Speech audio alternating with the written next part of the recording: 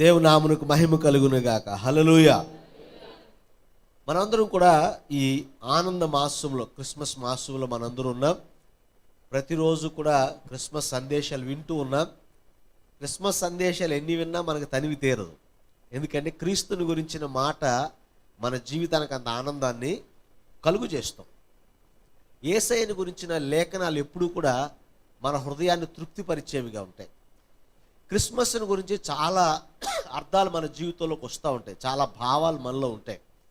కానీ క్రిస్మస్ మనకి పండుగగా ఇవన్నీ ఆలోచన చేస్తుంటాం. కానీ ఒక శ్రేష్టమైన విషయం మీకు చెప్పాలని ఆశపడుతున్నాను. Christmas is a gift of God.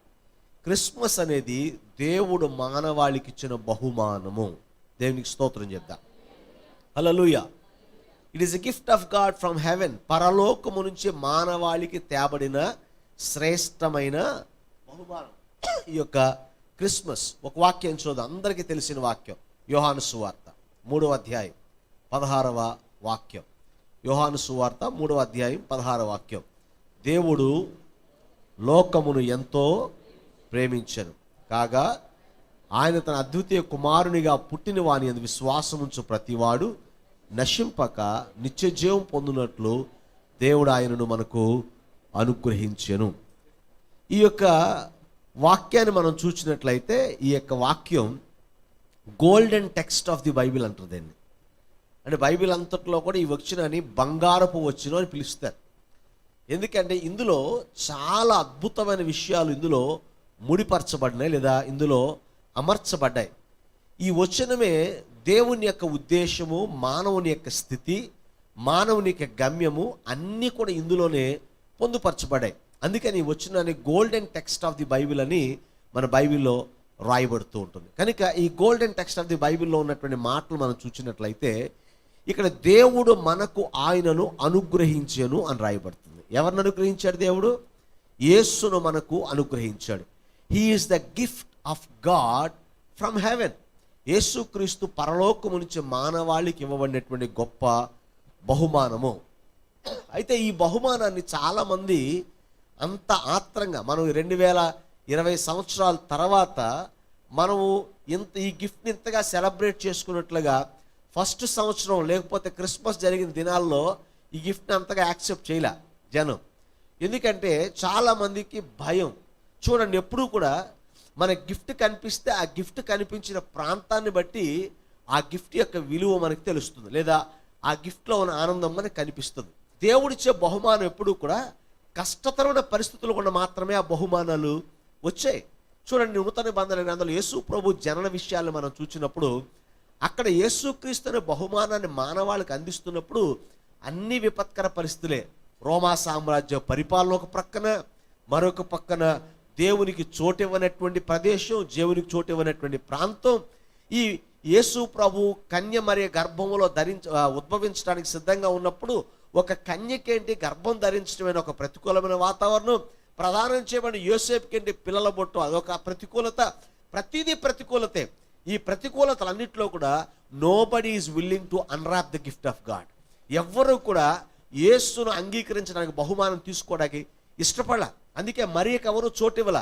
అందుకే యేసేపు మాట ఎవరు కూడా ఆలకించాలా, పట్టించుకోవాలా. ఎవరు యేసును స్వాగతించలేదు.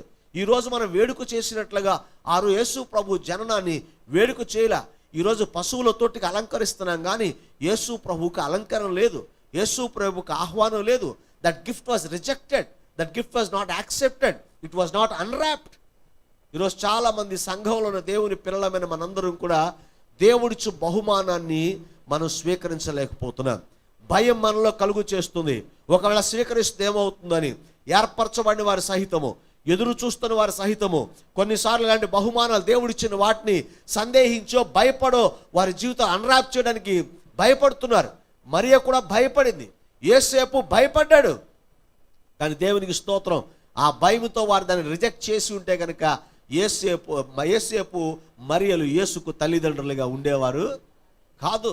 ఈరోజు దేవుడిచ్చు బహుమానాన్ని మన జీవితంలో స్వతంత్రించుకోవాలంటే భయము కాదు మనకు ఉండవలసింది, విశ్వాసం ఉండాలి, దేవుని యందలి ప్రేమ ఉండాలి, దేవుడు అనుగ్రహించి ఏ బహుమానమైన శ్రేష్టమైనదనే తలంపు మనలో ఉన్నట్లయితే ఆయన అనుగ్రహించే శ్రేష్టమైన బహుమానాలు మనం పొందుకునే వారిగా ఉంటాం. The greatest gift that humanity has ever received is the gift of God is Jesus Christ alone.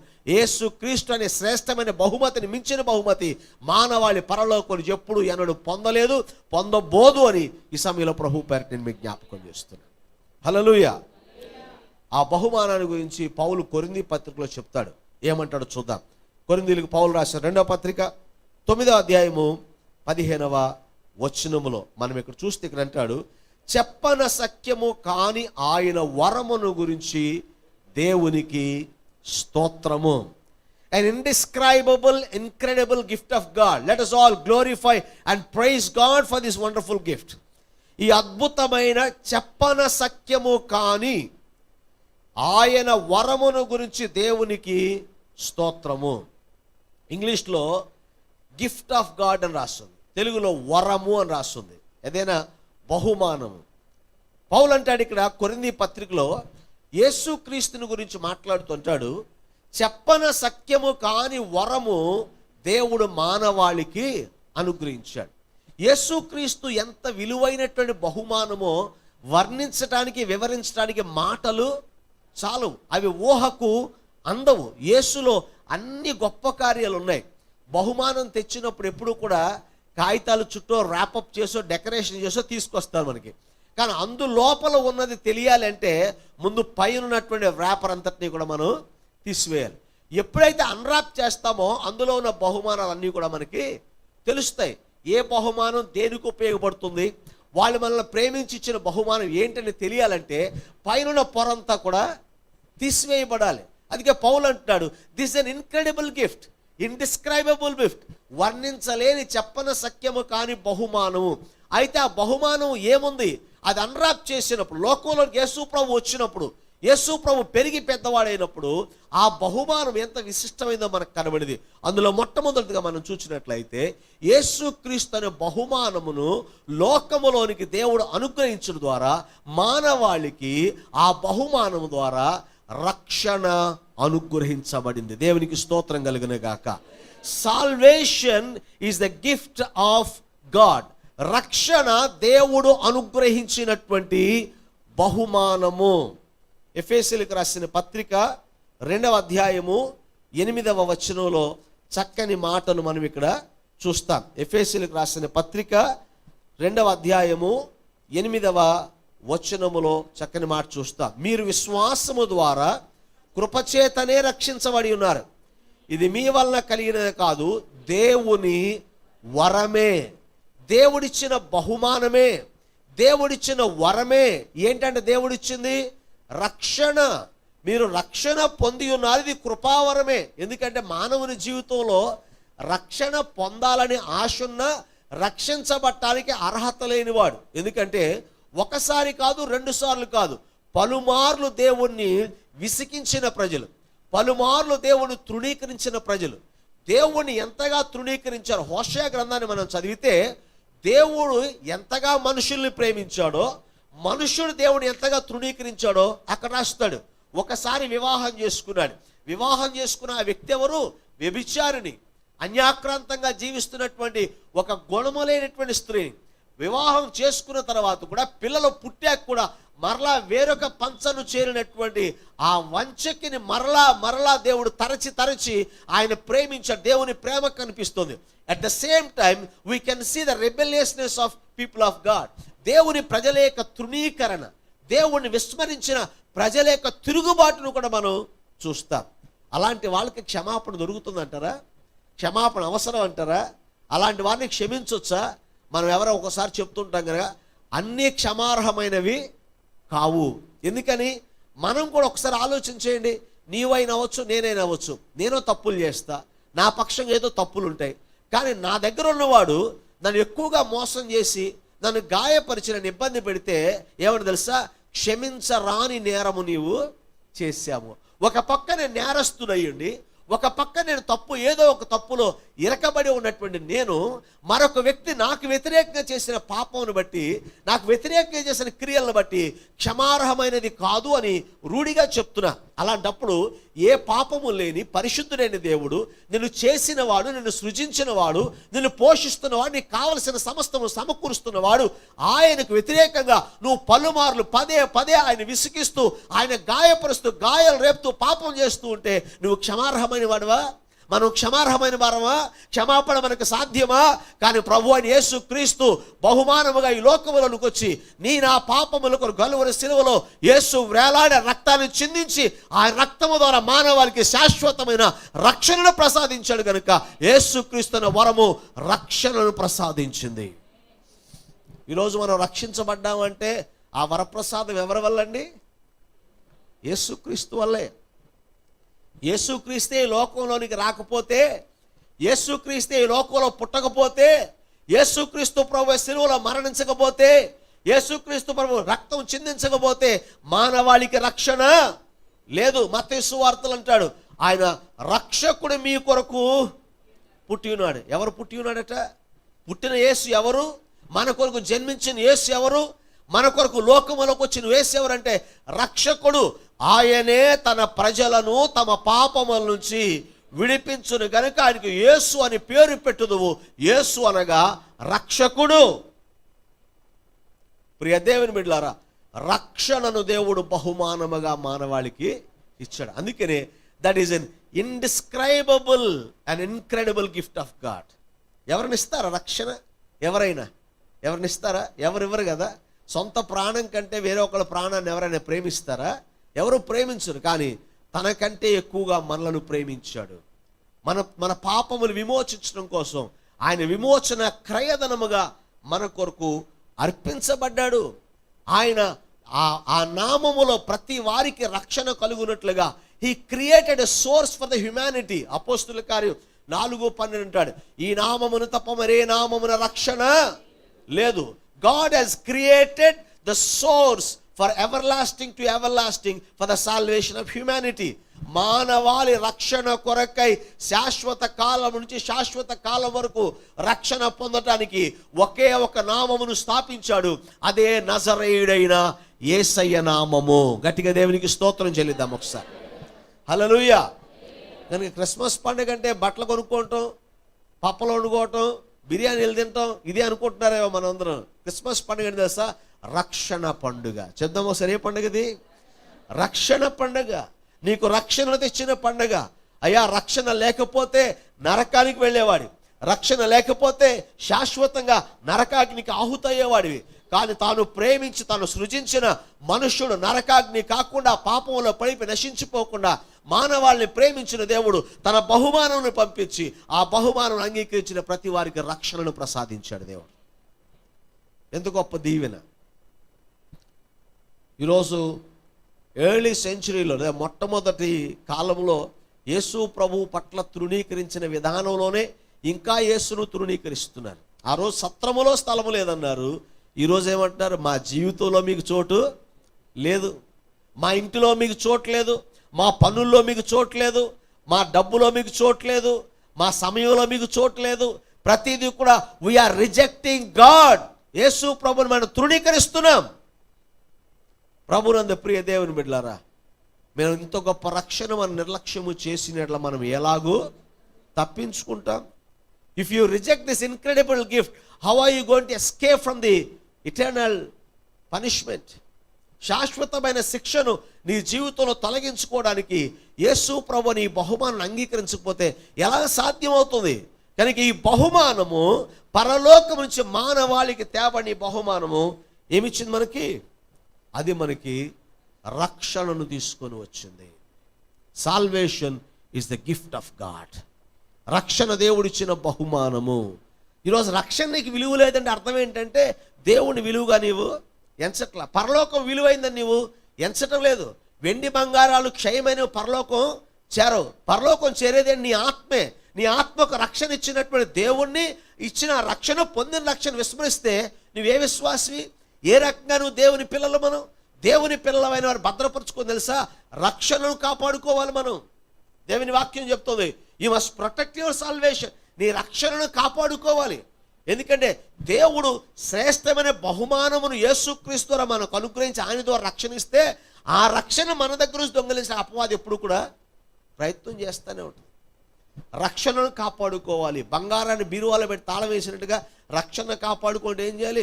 రోజు ప్రార్థన చేయాలి, రోజు దేవుని వాక్యం చదవాలి, ప్రతిరోజు ప్రభుతో సహవాసం చేయాలి, సువార్త ప్రకటించాలి, దేవుని ప్రేమను పంచాలి, క్రీస్తును పోలి నడుచుకోవాలి. ఇవన్నీ కదా రక్షణలో మనం నిలిచి ఉండేలాగా మనల్ని చేసేవి. ఈరోజు రక్షణలో నిలిచి ఉన్నామా లేదా అని పరిశీలన చేసుకోవాలి. జ్వరం వచ్చిందా లేదా అని చూడటానికి థర్మామీటర్ కావాలి, అవునా? మరి రక్షణలో ఉన్నామా లేదా, రక్షణ మనం కాపాడుకున్నామా లేదా అంటే మన పారామీటర్స్ ఏంటి తెలుసు? ఇవే. మనం ప్రేమ కలిగి ఉన్నామా, క్రీస్తును పోలి నడుచుకుంటున్నామా, సువార్త ప్రకటిస్తున్నామా, వాక్యాన్ని చదువుతున్నామా, ప్రార్థన చేస్తున్నామా? ఈ 5 వేళ్ళు గుర్తుపెట్టుకోండి. ఎప్పుడు కూడా ప్రార్థన చేస్తున్నామా, వాక్యాన్ని చదువుతున్నామా, తర్వాత సువార్త ప్రకటిస్తున్నామా, క్రీస్తును పోలి నడుచుకుంటున్నామా, ప్రేమను కలిగి ఉన్నామా? ఈ 5 లేకపోతే మనలో రక్షణను మనము కాపాడుకోవటం లేదు. దేవుడు అనుగ్రహించి రక్షణ మనలో లేనట్లే.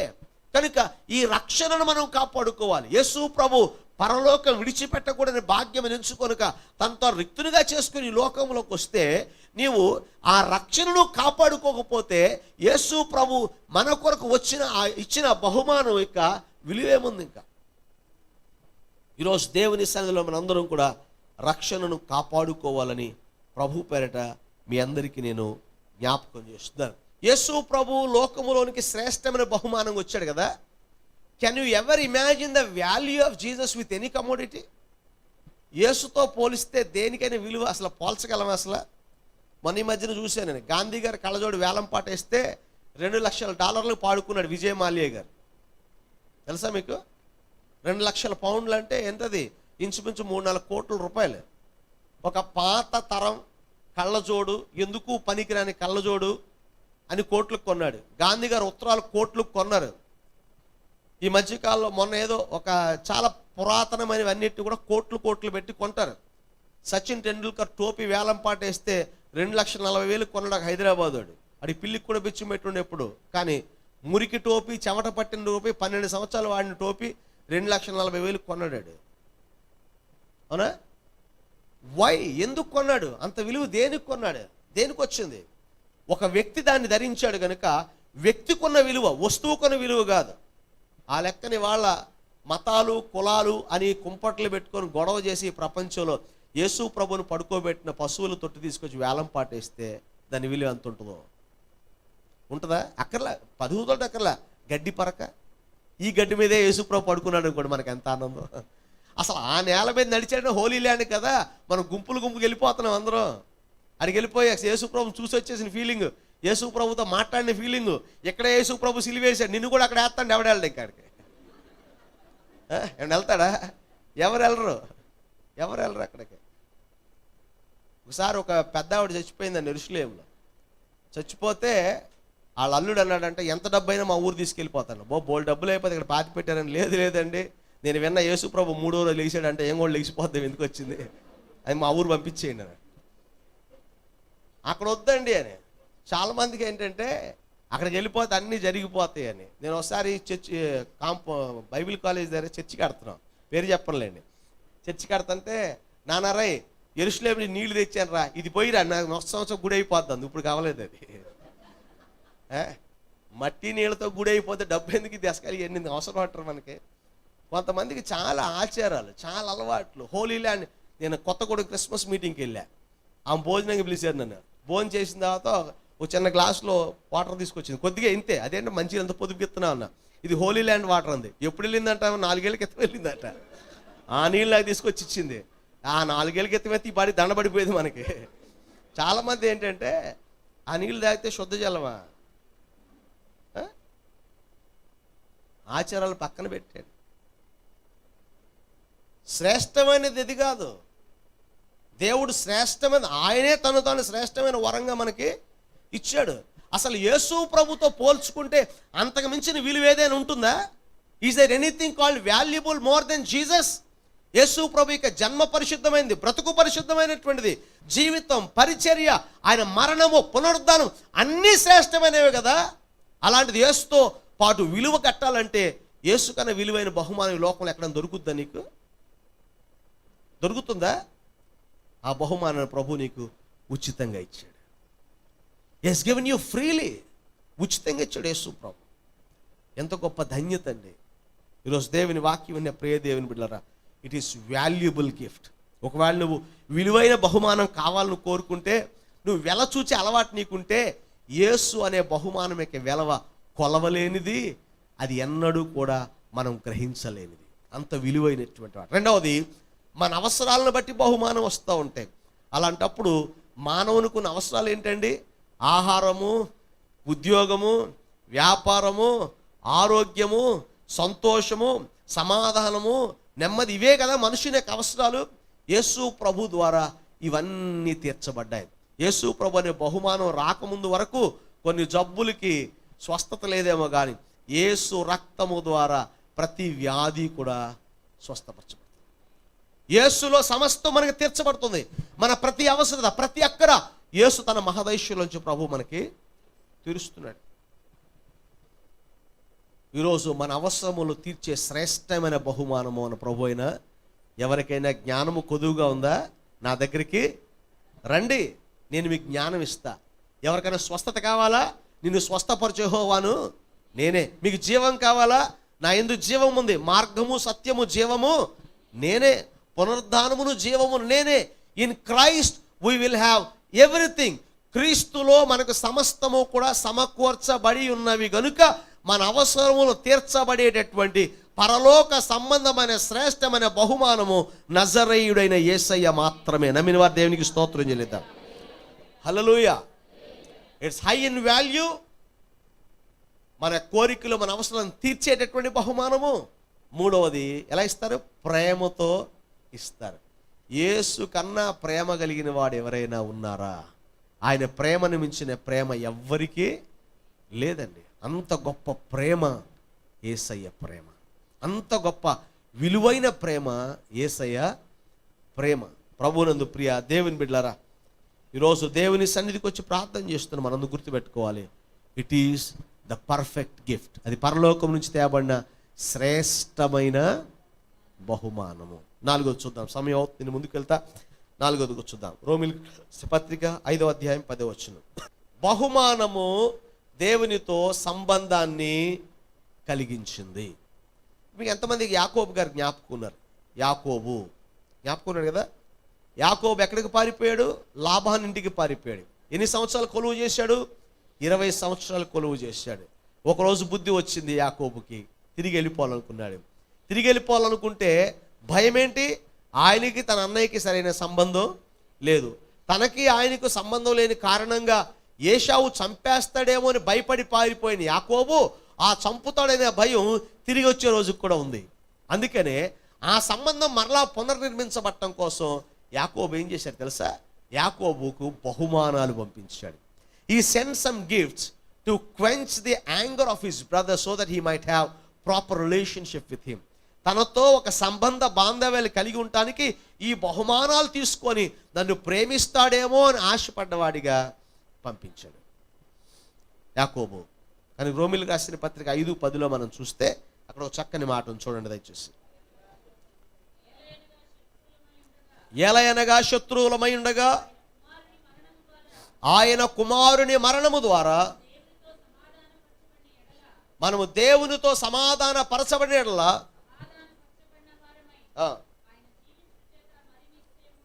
ఆయన జీవించి మరి నిశ్చయముగా రక్షింపబడుదుము. దేవునికి స్తోత్రం కలుగును గాక. హల్లెలూయా. we will be having good relationship with Jesus. యేసుతో మనం సరియైన సంబంధాన్ని మనము కలిగిన వారిగా మనము ఉంటాము.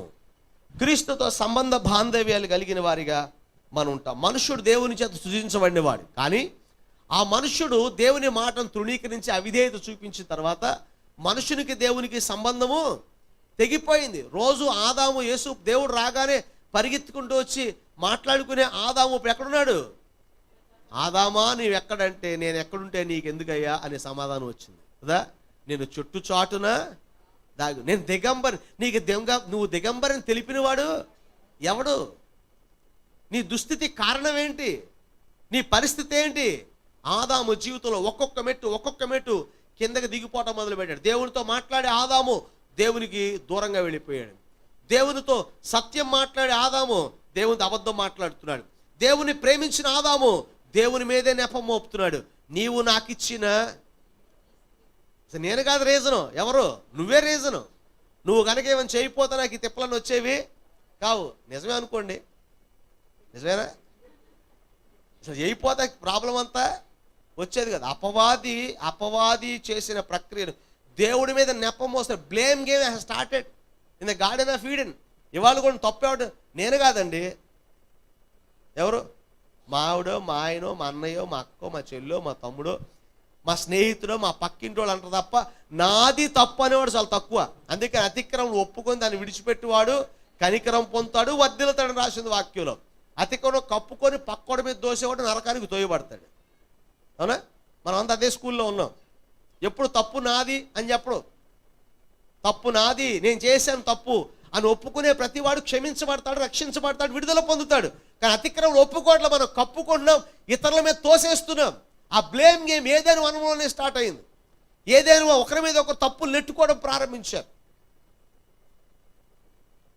ఆ సంబంధాలు కోల్పోయిన తర్వాత ఎన్ని సంవత్సరాలు, ఎన్ని యుగాలు ఆ సంబంధం మరలా మనుషులతో ఎస్టాబ్లిష్ చేయడానికి ప్రవక్తలు పంపాడు, రాజుల్ని ఏర్పాటు చేశాడు, అనేక ప్రయత్నాలు దేవుడు చేశాడు, బలులు అర్పించాడు, అనేకమైన ప్రయత్నం చేశాడు, కుదరలా. ఆఖరికి ఆయనే తనను తాను రిక్తునిగా చేసుకొని పరలోకం విడిచిపెట్టకూడని భాగ్యం ఎంచుకొనక భూలోకానికి వచ్చి మన కొరకు లోకములోనికి వచ్చిన యేసు రక్తము చిందించడం ద్వారా తెగిపోయిన సంబంధాన్ని మరలా దేవుడు కలిపాడు. దేవునికి స్తోత్రం కలుగునుగా. హల్లెలూయా, హల్లెలూయా.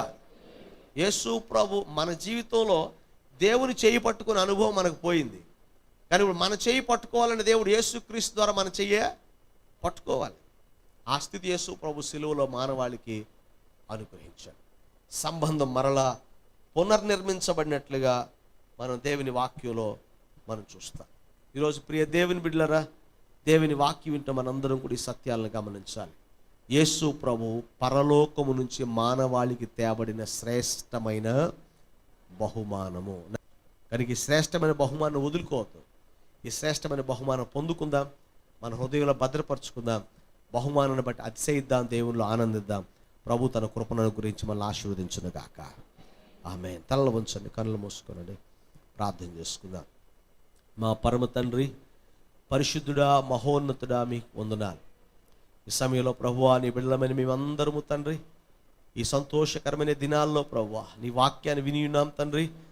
దేవా, నీవు అనుగ్రహించిన బహుమానం యొక్క విలువను గ్రహించిన మేము నాయన ఈ బహుమానం యొక్క విలువతో ప్రభువా ఆనందిస్తూ స్తుతిస్తూ మీరు ఇచ్చిన రక్షణను బట్టి, మీరు ఇచ్చిన కృపను బట్టి అతిశయించు, మీలో బలపడే కృప దయచేయండి.